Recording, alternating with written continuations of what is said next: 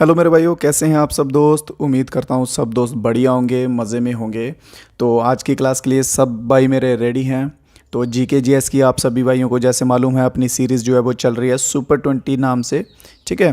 तो जो कि आपके एग्ज़ाम से पहले पहले कंप्लीट जीके की जिम्मेदारी जो है वो मैंने ली हुई है और कंप्लीट आपको महारत भी हासिल करवाऊंगा। तो बिना ज़्यादा टाइम वेस्ट किए चलते हैं अपने पहले क्वेश्चन की ओर। तो क्वेश्चन में पूछा गया एडेरेंस ऑफ हनी बी, मधुमक्खियों के पालन को जो है वो क्या कहा जाता है। ठीक है। तो सभी क्वेश्चंस जो हैं वो हम एक्सप्लेन करते हुए चलेंगे, अच्छे से पीवाईक्यू बेस्ड हैं और इनको अच्छे से खंगालते हुए चलेंगे। ठीक है। आप सभी से उम्मीद करूंगा कि नोट्स वगैरह जो है वो बना लीजिएगा साथ साथ में। तो चलिए फर्स्ट देखते हैं। फर्स्ट दिया है इन्होंने वर्मी कल्चर। तो वर्मी कल्चर में क्या करते हैं, rearing of earthworm. Rearing of earthworm. Earthworm क्या होता है मेरे भाइयों, केचुआ। ठीक है। अर्थवॉर्म जो है केंचुए जो है वो पालते हैं वर्मी कल्चर में। फिर उसके बाद आता है एपीकल्चर। एपीकल्चर में क्या करते हैं ये, हनी वीज को जो है वो पालते हैं जिनसे शहद जो है ये बनाते हैं। ठीक है। फिर उसके बाद ऑप्शन नंबर सी क्या दिया है, सिल्वी कल्चर। ये क्या है मेरे भाइयों, सिल्वी कल्चर ये फॉरेस्ट से रिलेटेड है। किसके रिलेटेड है, फॉरेस्ट से रिलेटेड है। और फोकस जो है इसमें किस पे किया जाता है, फोकस किस पे होता है, टिम्बर के ट्री पे। कौन सा, टिम्बर पे इसका फोकस होता है। क्लियर। और लास्ट कौन सा है, सेरीकल्चर जो है, जो कि रॉ सिल्क जो है वो प्रोड्यूस करता है। सिल्क क्या होती है मेरे भाई, रेशम। ठीक है। क्या होती है, रेशम। रॉ सिल्क जो है वो प्रोड्यूस करता है। कैसे, कैटरपिलर्स को पालते हैं इसमें। कैटरपिलर्स जो होते हैं, रेशम के कीड़े या रेश के कीड़े हम जिन्हें नॉर्मली कहते हैं, उनको पाल के। ठीक है। तो वर्मी कल्चर अर्थवॉर्म्स को पालते हैं, कीचुओं को। एपीकल्चर जो है इसमें हमारा सही आंसर रहेगा, जिसमें हनी बीज को पाला जाता है।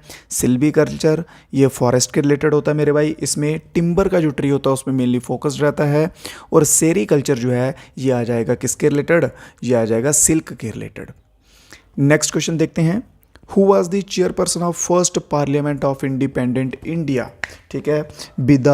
विदाई निकाय के रूप में स्वतंत्र भारत की पहले संसद अध्यक्ष कौन थे।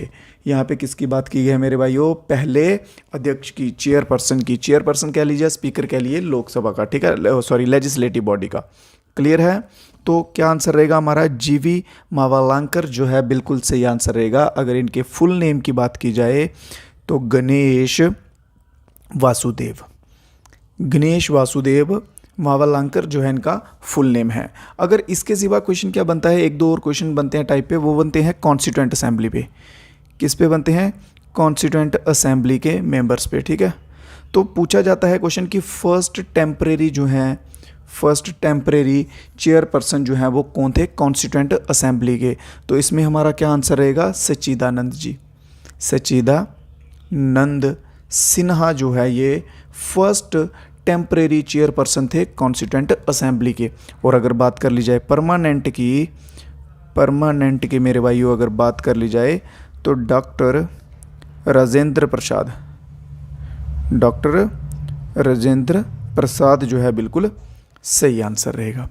क्लियर है। तो बढ़ते हैं अपने नेक्स्ट क्वेश्चन की ओर। किसी क्वेश्चन में मेरे भाई को कोई डाउट रह जाए तो आप बेझिझक जो है वो बता सकते हैं। नेक्स्ट क्वेश्चन पूछा गया है, तलाक का मीनिंग जो है वो क्या होता है उर्दू लैंग्वेज में। तलाक मीन इन उर्दू। तो तलाक शब्द जो है ये मुस्लिम पीपल्स जो होते हैं वो यूज़ करते हैं किसके लिए, मैरिज ब्रेकडाउन के लिए।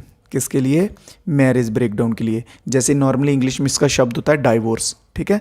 तो वैसे ही मैरिज ब्रेक जो है बिल्कुल इसका सही आंसर रहेगा। ऑप्शन नंबर बी वाले दोस्त बिल्कुल सही रहेगा। ठीक है। बट अभी जो है ये तलाक शब्द जो है या डाइवोर्स का जो ये सिस्टम था ये बैन कर दिया गया था। इसमें एक्चुअली क्या था, पहले कैसे होता था कि 3 बार जो है अगर मुस्लिम्स जो होते थे अगर उनको डाइवोर्स लेना होता था तो बिना कोई कोर्ट केस के या बिना ऑफिशियल कार्रवाई के सिंपली 3 बार तलाक बोलते थे और वो बीवी को डाइवोर्स दे देते थे। ठीक है। बट ये बैन हो गया है, अब बैन हो गया है। कब से हुआ है बैन मेरे भाइयों, तो ये हुआ है 22 अगस्त 2017 से। 22 अगस्त 2017 से ये बैन हो गया हुआ है। क्लियर है, समझ आ रहे हैं क्वेश्चंस। ठीक है। किसी क्वेश्चन में फिर से बोल रहा हूँ कोई डाउट रह जाए तो पूछ लीजिएगा, कमेंट बॉक्स में लिख दीजिएगा और ट्राई कीजिए मेरे भाई कि जिन जिन भाइयों को जो जो आंसर्स आते हैं वो साथ साथ में कमेंट बॉक्स में आंसर देते जाएंगे। ठीक है। चलिए तो बढ़ते हैं अपने नेक्स्ट क्वेश्चन की तरफ।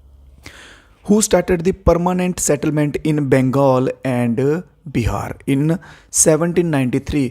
बंगाल और बिहार में परमानेंट सेटलमेंट से आपका क्या समझ रहे हैं? जमींदारा सिस्टम। क्या समझ रहे हैं मेरे भाइयों? जमींदारा सिस्टम, जमींदारी सिस्टम, ठीक है।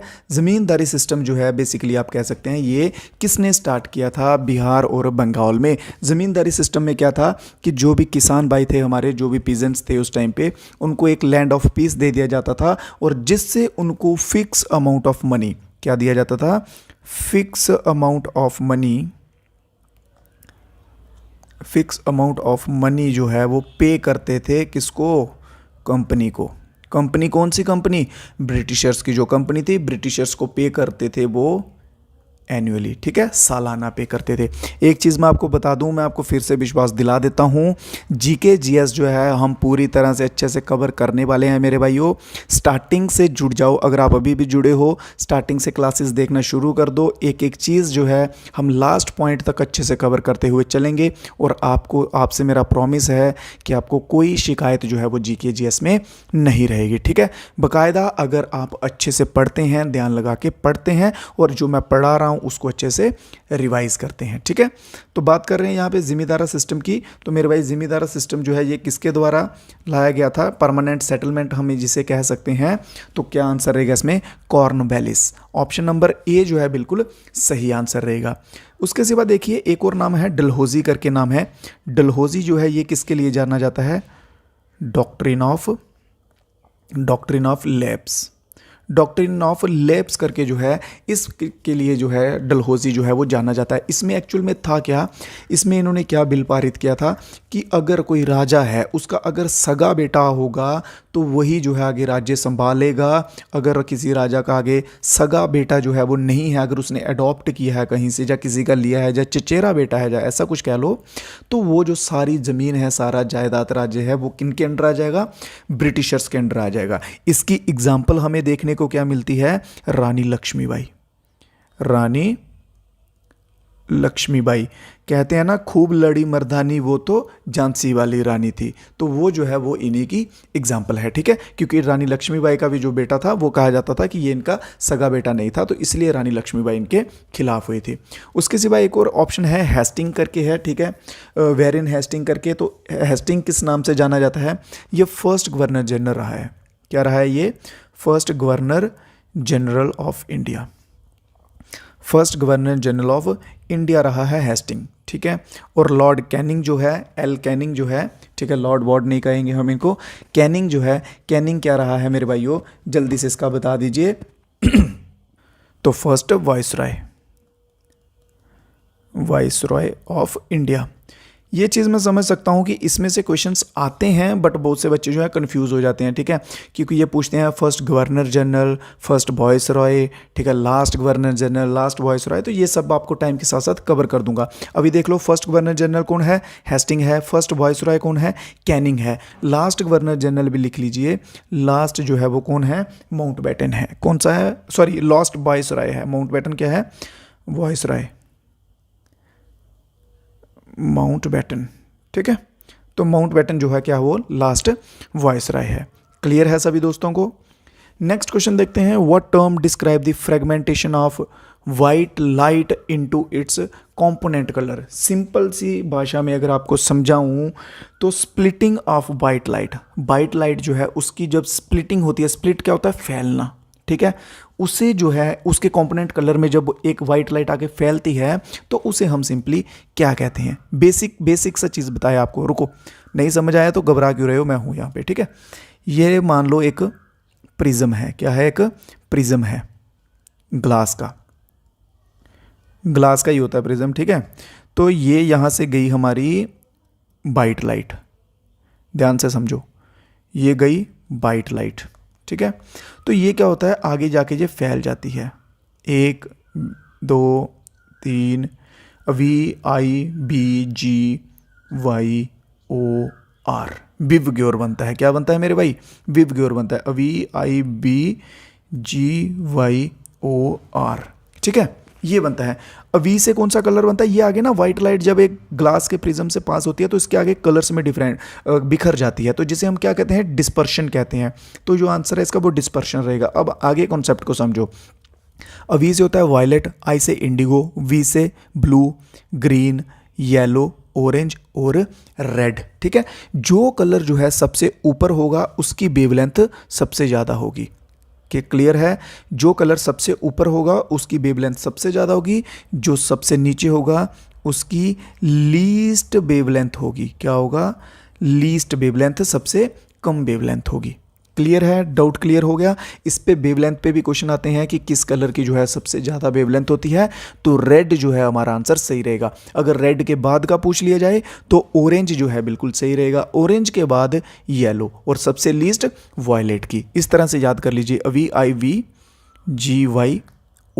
विवग्योर। ठीक है, क्लियर है मेरे भाइयों, कोई डाउट वगैरह तो नहीं बचा। अगर फिर भी कोई डाउट हो तो एक बार पीछे करके फिर से देख लीजिए या फिर कमेंट में बता दीजिए, डेफिनेटली मैं हेल्प करूंगा सॉल्व करने में। ठीक है, नेक्स्ट क्वेश्चन देखते हैं। In which year did the national parliament adopt industrial policy resolution. जो भाई साथ में जुड़े हुए हैं मेरे साथ स्टार्टिंग से फर्स्ट क्लास में, ठीक है, जैसे बिलाल हैं, उसके सिवा चेमयुंग मनीष हैं, ठीक है, ये जो 2-3 भाई हैं, तो इनसे तो मैं उम्मीद करूंगा कि आंसर दीजिएगा। क्यों, क्योंकि ये स्टार्टिंग से जुड़े हुए हैं और मैंने ये बताया था इंडस्ट्रियल पॉलिसी के रिलेटेड। ठीक है, याद कीजिए, जिसमें मैंने 3 नाम बताए थे, राउरकेला, दूसरा बताया था भिलाई, तीसरा बताया था दुर्गापुर। ठीक है, याद कीजिए कहाँ ये नाम बताए थे मैंने आपको। ठीक है, जल्दी से आंसर आने दीजिए, जिन दूसरे भाइयों को भी मालूम है वो भी दीजिए। सबसे पहले आपको बता देता हूँ, इसका आंसर रहेगा 1956, इसका आंसर रहेगा। ये मैंने आपको बताया था सेकंड 5 ईयर प्लान में। किसमें बताया था, सेकंड 5 ईयर प्लान में बताया था मेरे भाई। ठीक है, जो कि किस पे था, इंडस्ट्रियलाइजेशन पे था। ठीक है, किस पे बेस्ड था, महालनोबिस प्लान पे, महालनोबिस मॉडल पे बेस्ड था ये। ठीक है, और इसमें इंडस्ट्रियल ग्रोथ की गई थी, जिसमें 3 इंडस्ट्रीज, राउरकेला, भिलाई और दुर्गापुर, जो कि वेस्ट बंगाल में है। ठीक है, भिलाई जो है वो छत्तीसगढ़ में है और राउरकेला जो है वो मेरे भाई उड़ीसा में है। देखो, अगर तो आपने इसका आंसर दे दिया सही तो मान लो कि आपकी रिवीजन जो है वो अच्छी चल रही है, जहां आपने चीज़ों को अच्छे से पढ़ा है। अगर आपने आंसर्स नहीं दे पाए हो, अगर आप कंफ्यूज हो गए हो, तो ज़्यादा टेंशन मत लो। बस इतना सोचो कि आप रिवीजन जो है वो नहीं कर रहे हो, आप बस क्लास अटेंड कर रहे हो, उन चीज़ों को रिवाइज़ नहीं कर रहे हो। तो मेरी आपसे रिक्वेस्ट है कि साथ साथ में रिवाइज़ भी करो भाइयों, रिजल्ट जो है वो डेफिनेटली अच्छा बनेगा। ठीक है, रिवीजन जो है वो बहुत ज़रूरी है, इसलिए आपको बोलता हूँ कि नोट्स बनाओ, रिवीजन करो टाइमली। ओके, चलिए बढ़ते हैं नेक्स्ट क्वेश्चन पे। When was the new economic policy launched in India. New economic policy, Bharat में नई आर्थिक नीति जो है वो कब शुरू की गई थी। जो भाई कुछ हिंदी से हैं, सेंट्रल इंडिया वाले हैं, उनसे कोई ज़्यादा प्रॉब्लम तो नहीं आ रही, क्योंकि इंग्लिश हिंदी में क्वेश्चन भी लिखा है और इंग्लिश में भी लिखा हुआ है, और लैंग्वेज जो है वो इंग्लिश रहेगी। ठीक है, तो न्यू इकोनॉमिक पॉलिसी जो है मेरे भाई ये कब हुई थी, तो 1991 में हुई थी। 1991 में एक चीज़ और हुई थी, एलपीजी। एलपीजी से आप क्या समझते हैं, एलपीजी की फुल फॉर्म बताइए जल्दी से भाई, इकोनॉमिक टर्म से पूछ रहा हूँ। ठीक है, इकोनॉमिक टर्म में इकोनॉमिक से रिलेटेड फुल फॉर्म बताइए एलपीजी की, जल्दी कीजिएगा जल्दी। लिक्विड पेट्रोलियम गैस वाला तो नहीं है कोई मेरा भाई जिसको ये लगता होगा लिक्विड पेट्रोलियम गैस होगा। इकोनॉमिक में इसमें क्या होती है, लिबरलाइजेशन, एक पी से होता है प्राइवेटाइजेशन,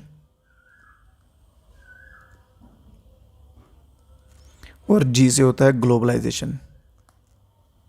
ठीक है, ग्लोबलाइजेशन, ये जो है तीनों टर्म्स जो हैं एलपीजी, ये जो पॉलिसी है ये भी 1991 में अपनाई गई थी, याद रखिएगा।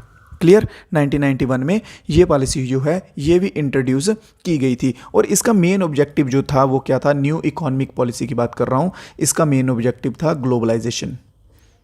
ग्लोबलाइजेशन से आप क्या समझते हैं मेरे भाइयों, क्या मतलब है इसका।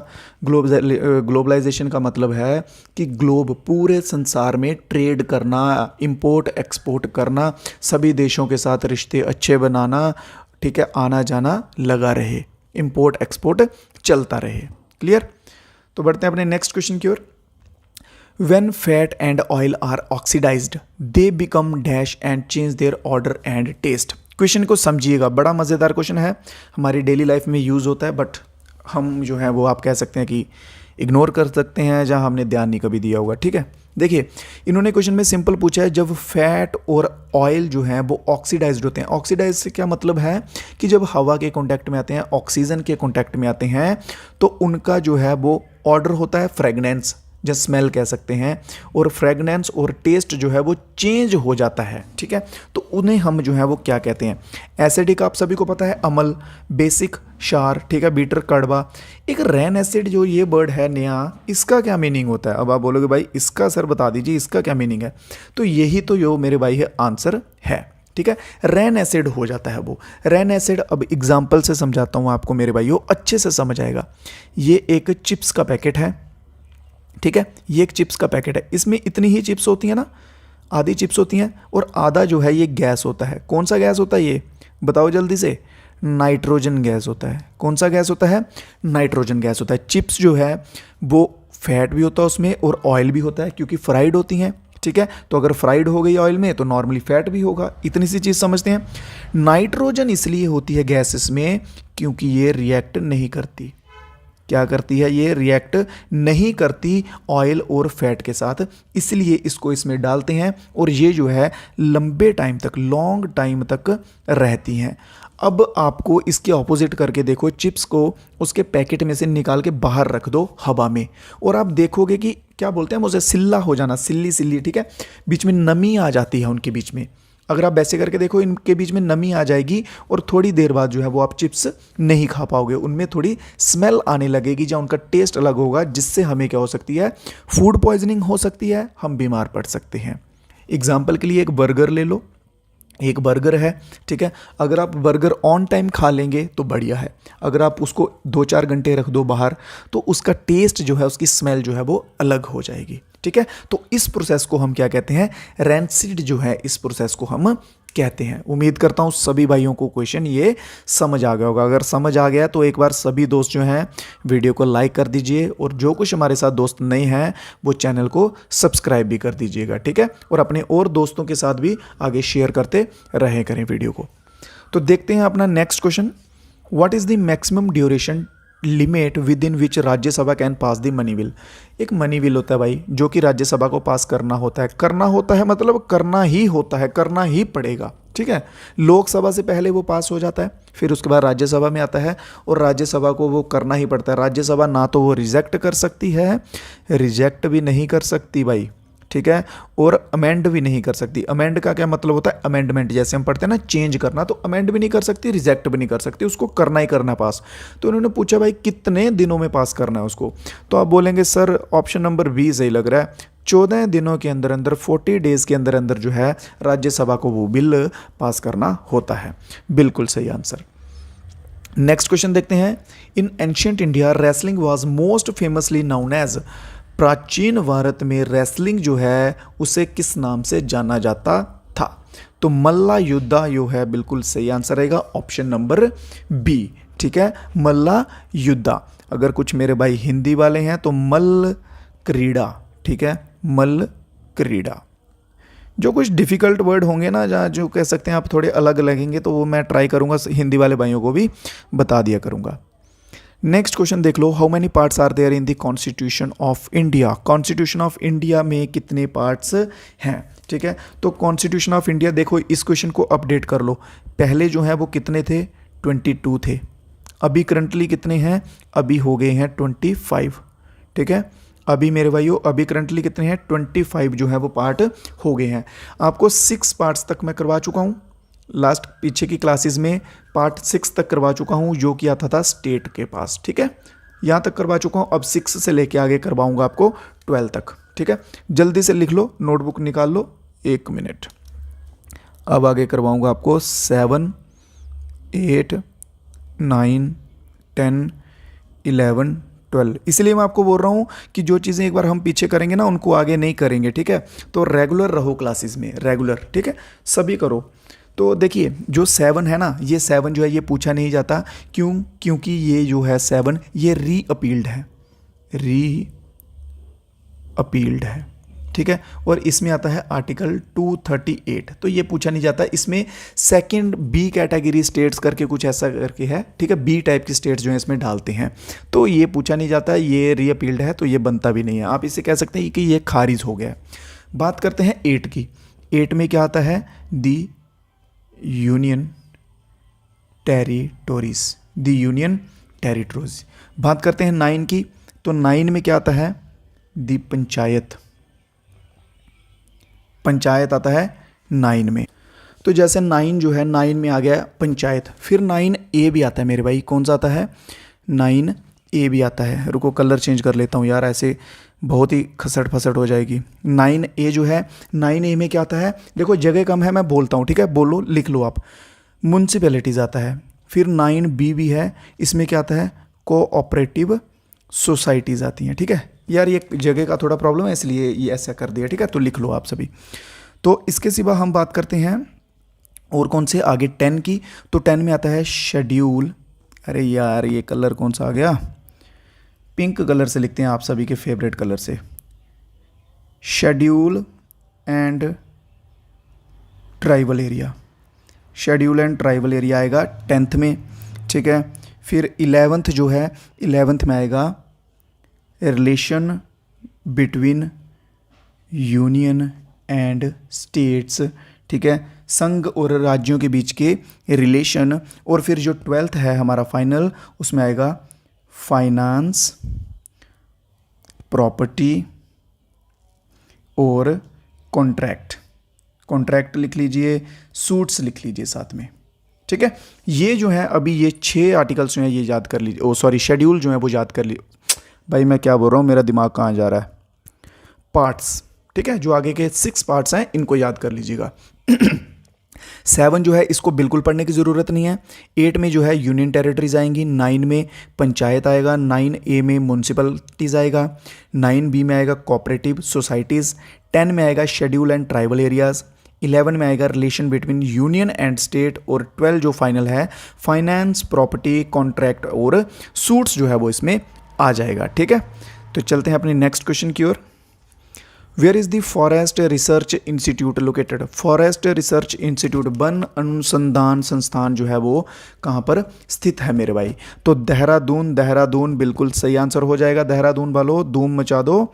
उत्तराखंड, कहाँ पे है देहरादून? उत्तराखंड जो है बिल्कुल सही आंसर हो जाएगा। नेक्स्ट क्वेश्चन देखते हैं। How many topics are basically in the union list? 3 जो है वो लिस्ट होती है मेरे भाई। कौन कौन सी होती है? एक आ गई यूनियन, दूसरी आ गई स्टेट, ठीक है, और तीसरी आ गई कॉन्करेंट। कौन सी तीसरी आ गई? कॉन्करेंट आ गई। इनमें क्वेश्चन पता क्या पूछेगा कि बताओ उनमें कितने टॉपिक्स हैं। टॉपिक लिखेगा या फिर टॉपिक की जगह लिख देगा आइटम, ठीक है। बताओ टॉपिक कितने हैं या आइटम कितने हैं, बस इन तीनों में से यही क्वेश्चन आएगा, इसके सिवा कुछ नहीं आएगा। रट्टा मार लो, नहीं याद होते रट्टा मार लो। यूनियन में आ जाएंगी 97 OG ओरिजिनल, ठीक है, ऐसे 98 बोला जाता है बट 97 जो है इसमें ओरिजिनल आ जाएंगी। इसके बाद देख लो स्टेट, स्टेट में आ जाएंगी कितने? 61 टॉपिक आ जाएंगे इसमें। कॉन्करेंट लिस्ट जो है इसमें कितने आ जाएंगे? 52 टॉपिक आ जाएंगे, ठीक है। कितने आ जाएंगे मेरे भाई? 52 आ जाएंगे। याद कर लो, यूनियन में 97, स्टेट में 61 और कॉन्करेंट में 52 टॉपिक्स आ जाएंगे। क्लियर? तो बढ़ते हैं अपने नेक्स्ट क्वेश्चन की ओर। Which country hosted summer Olympics? Summer Olympic की बात की गई है 2020 की। 2020 के जो समर ओलंपिक्स थे, देखो जो क्वेश्चंस पुराने होते हैं ना, ऐसे 3-4 साल पुराने, उनको ये मत समझो कि ज़्यादा पुराने हैं, नहीं आएंगे। ये क्वेश्चंस जो हैं स्टैटिक्स जीके का पार्ट बन के आते हैं। कैसे आते हैं? स्टैटिक्स जीके आप सभी ने मालूम है ना, तो ये स्टैटिक्स जीके का पार्ट बन के आते हैं, ठीक है। तो 2020 के जो है वो कहाँ हुए थे मेरे भाई? जापान में हुए थे। जापान में कहाँ पे? टोक्यो में हुए थे। अब बोलोगे सर पीछे के तो बता दिए, अब आगे का भी बता दो, करंट अफेयर्स का भी पूछ सकता है, तो 2024 के भी लिख लो मेरे भाई। तो 2024 के होंगे पेरिस में। पेरिस कहाँ है मेरे भाइयों? जाओगे घूमने के? नहीं पेरिस, तो पेरिस है फ्रांस में, ठीक है। 2024 के कहाँ होंगे? पेरिस फ्रांस में। और 2020 के कहाँ हुए थे? टोक्यो जापान में। क्लियर? नेक्स्ट क्वेश्चन देख लेते हैं। आज की क्लास का लास्ट क्वेश्चन रहेगा मेरे भाइयों। पिंक रेवोल्यूशन हम सबकी फेवरेट रेवोल्यूशन। चलिए, which of the following is known for growth of a large quantity of grain production using high yield variety seeds. ये क्वेश्चन भी मेरे भाइयों आपको आना चाहिए। जल्दी से कमेंट बॉक्स में आंसर दे दो, जल्दी से कमेंट बॉक्स में आंसर दे दो, क्योंकि ये भी मैं करवा चुका हूँ। HYV सीड्स जो हैं वो यूज़ किए थे, ये आई थिंक लास्ट डे की क्लास में करवाया है, और ये ग्रुप पे व्हाट्सएप के चैनल जो है वहाँ पे भी और ग्रुप पे भी जो है मैंने इसका क्वेश्चंस अपलोड किया था। बहुत सारे बच्चों ने आंसर भी दिया हुआ है उसका, ठीक है। तो HYV सीड्स जो हैं वो किसके लिए मैंने बताए थे आपको, वीट, गेहूँ और चावल के लिए, वीट एंड राइस के लिए जो है मैंने बताए थे। और वीट एंड राइस किस में आती है, ग्रीन रेवोल्यूशन में आती है। तो ग्रीन रेवोल्यूशन के फादर कौन है, MS स्वामीनाथन।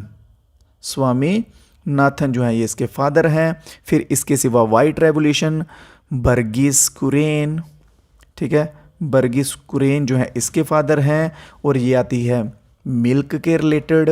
फिर आ गई हम सब की प्यारी फेवरेट पिंक रेवोल्यूशन, जो कि आती है meat and poultry, meat and poultry के प्रोडक्शन के रिलेटेड। जितना सुंदर नाम है उतना ही आगे सुंदर काम भी है, ठीक है। मीट और पोल्ट्री के प्रोडक्शन के लिए आती है कौन सी, पिंक रेवोल्यूशन। क्लियर है तीनों की तीनों। अच्छा, पिंक रेवोल्यूशन के फादर रह गए बताने के, तो पिंक रेवोल्यूशन के फादर लिख लो मेरे भाई, दुर्गेश पटेल। दुर्गेश पटेल जो हैं ये पिंक रेवोल्यूशन के फादर माने जाते हैं। क्लियर, ग्रीन रेवोल्यूशन क्लियर हो गया। वाइट रेवोल्यूशन, ग्रीन रेवोल्यूशन आ जाएगा क्रॉप्स के रिलेटेड, वाइट रेवोल्यूशन आ जाएगा मिल्क के रिलेटेड, पिंक रेवोल्यूशन आ जाएगा मीट और पोल्ट्री के रिलेटेड, ठीक है।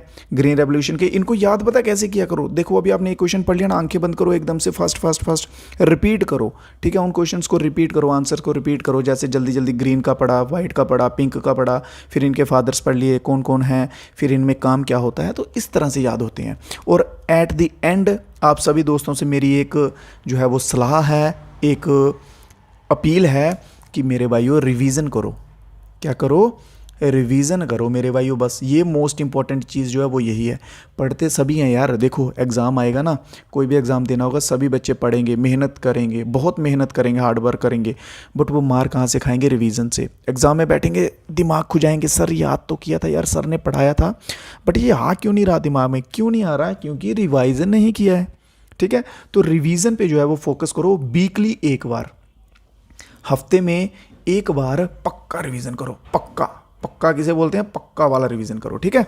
तो चलो अब मेरे को दो मेरे भाइयों इजाज़त। उम्मीद कर रहा हूँ क्लास आपको अच्छी लगी होगी, समझ आई होगी। किसी क्वेश्चन में मेरे किसी भी भाई बहन को डाउट नहीं रहा होगा। अगर किसी को डाउट बच जाए तो ज़रूर बता दीजिएगा, डेफिनेटली आपके डाउट जो हैं वो भी क्लियर हो जाएंगे। और आप सभी से यही चाहता हूँ कि वीडियो को लाइक वगैरह कर दो, क्लास को अपने और दोस्तों के साथ भी शेयर करो जो तैयारी कर रहे हैं, ठीक है। और रिस्पांस दिया करो कमेंट बॉक्स में कि कैसी जो है वो क्लास लग रही है, मज़ा आ रहा कि नहीं। तो दीजिए इजाज़त मेरे भाइयों, मिलेंगे कल फिर से नए क्वेश्चंस के साथ, मज़ेदार और भी कुछ क्वेश्चंस लाएंगे मज़ेदार कॉन्सेप्ट्स के साथ। तब तक के लिए जय हिंद, जय भारत।